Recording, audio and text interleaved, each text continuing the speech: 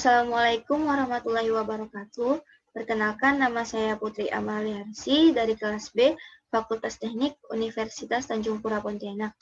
Di vlog kali ini saya akan menjelaskan tentang analisis risiko dari identifikasi risiko pada tugas sebelumnya yang telah saya buat. Saya akan menganalisis risiko dampak terhadap lingkungan pada RBS rumah sakit. Penjelasan risiko yang terjadi yaitu karena lokasi yang dekat dengan beberapa instansi pemerintahan lain dan perumahan warga, maka gangguan yang sering dikeluhkan adalah polusi suara dan udara akibat aktivitas konstruksi serta kemacetan pada jam tertentu.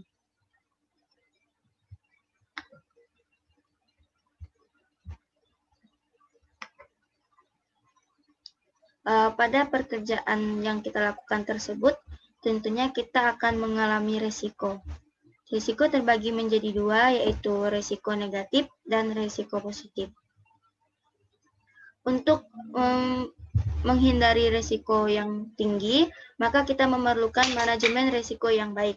Manajemen risiko yaitu pendekatan sistematis untuk menemukan dan memperlakukan risiko yang dihadapi oleh seseorang.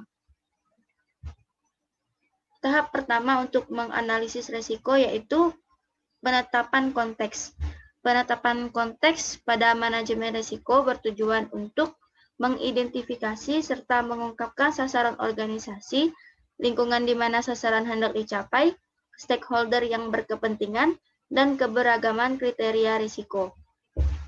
Penetapan konteks dibagi menjadi dua, yaitu kondisi internal dan kondisi eksternal. Pada kondisi internal, ia adalah seorang laki-laki, ia berusia 17-30 tahun, tidak suka berisik, kurang sabar, dan selalu lupa menggunakan masker.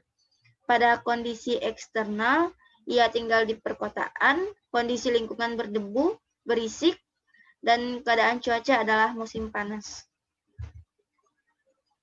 Pada tahap yang kedua yaitu identifikasi risiko. Identifikasi risiko adalah usaha untuk menemukan atau mengetahui risiko-risiko yang mungkin timbul dalam kegiatan yang dilakukan oleh perusahaan atau perorangan. Di sini ada 3 identifikasi risiko, yang pertama kemacetan, yang kedua polusi udara, dan yang ketiga polusi suara. Faktor penyebab kemacetan yaitu jam keluar masuk kerja, kantor, sekolah, atau kendaraan bermuatan material. Yang kedua, polusi udara, faktor penyebabnya yaitu debu akibat aktivitas konstruksi atau debu material. Yang ketiga, polusi suara, faktor penyebabnya yaitu kebisingan akibat aktivitas pembangunan atau konstruksi, dan kebisingan yang ditimbulkan oleh pekerja.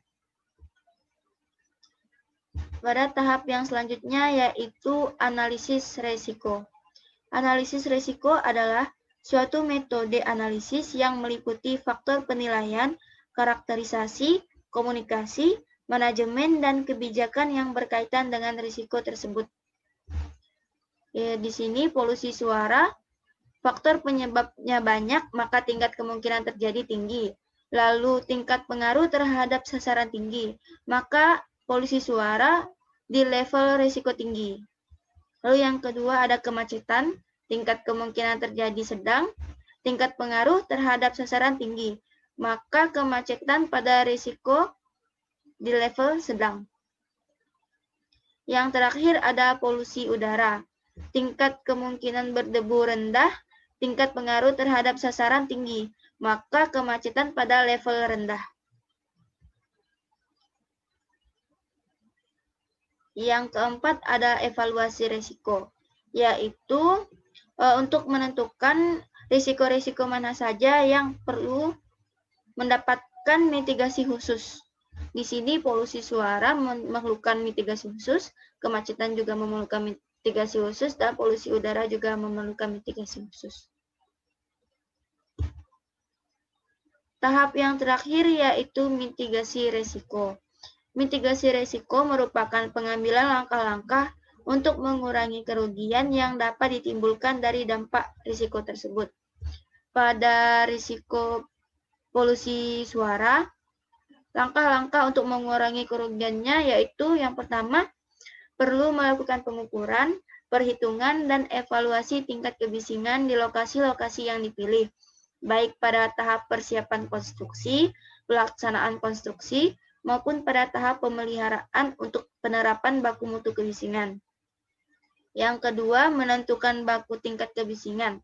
Baku tingkat kebisingan adalah batas maksimal tingkat kebisingan yang diperbolehkan dibuang ke lingkungan dari usaha atau kegiatan sehingga tidak menimbulkan gangguan kesehatan manusia dan kenyamanan lingkungan. Lalu selanjutnya, resiko kemacetan. Langkah-langkah untuk mengurangi kerugiannya yaitu kontraktor harus menyediakan dan menempatkan petugas bendera di semua tempat kegiatan pelaksanaan yang mengganggu arus lalu lintas, terutama pada pengaturan lalu lintas satu arah, dilengkapi dengan pengaturan lalu lintas sesuai kebutuhan lapangan. Lalu ada koordinasi dengan instansi terkait, merupakan koordinasi dengan instansi luar, yaitu antara lain dengan kantor dinas perhubungan, kantor dinas lalu lintas angkutan jalan raya, dan kepolisian setempat dalam rangka pengaturan lalu lintas. Lalu yang terakhir ada risiko polusi udara. Langkah-langkah yang diperlukan yaitu perlu melakukan pendataan mutu udara, baik pada tahap persiapan konstruksi, pelaksanaan konstruksi, maupun pada tahap pemeliharaan untuk penerapan baku mutu udara. Penerapan baku mutu udara antara lain baku mutu udara ambien, yaitu kadar yang dibolehkan bagi zat atau bahan pencemar terdapat di udara, namun tidak menimbulkan gangguan terhadap makhluk hidup, tumbuh-tumbuhan, atau benda hidup lainnya, yang penentuannya dengan mempertimbangkan kondisi udara setempat. Lalu ada juga baku mutu udara emisi, yaitu batas kadar yang dibolehkan bagi zat atau bahan pencemar untuk dikeluarkan dari sumber pencemaran ke udara, sehingga tidak mengakibatkan dilampauinya baku mutu udara ambien, yang penentuannya didasarkan pada sumber bergerak atau sumber tidak bergerak, serta dibedakan antara baku mutu berat, sedang, dan ringan. Demikian vlog dari saya. Jangan lupa like, komen, dan subscribe. Terima kasih. Assalamualaikum warahmatullahi wabarakatuh.